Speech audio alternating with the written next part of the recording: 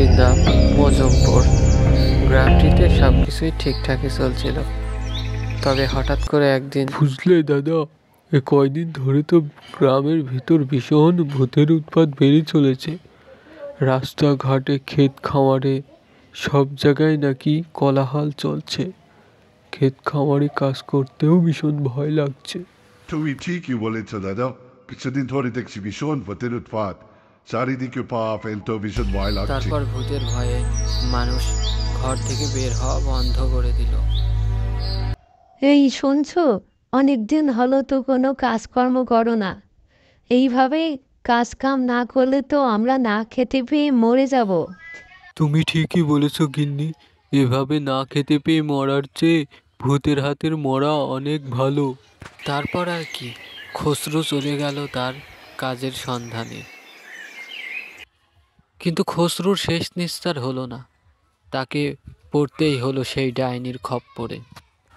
বাঁচাও, কে আছো, আমাকে বাঁচাও, কেউ তো আছো ভাই, আমাকে বাঁচাও। এদিকে খসরুর মেয়ে আড়াল থেকে সবই দেখছিল, কিন্তু তার বাবাকে বাঁচানোর সামর্থ্য ছিল না, তাই সে এখান থেকে চলে গেল।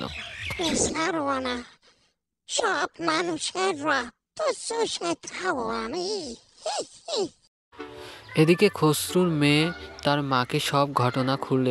খসরুর স্ত্রী সেই ডাইনির কাছে পৌঁছায়। তুমি আমার স্বামীকে কেন মেরেছ? আমার স্বামীর দোষটা কি? কি অপরাধ করেছিল আমার স্বামী, যার জন্য তুমি ওকে প্রাণে মেরে ফেললে? এই গ্রামের কাউকে আমি ছাড়বো না, তোকেও না, কাউকে ছাড়বো না আমি, কাউকে না। এই বলে ডাইনি খসরুর স্ত্রীকে টানতে টানতে নিয়ে গেল তার শিকারের জন্য।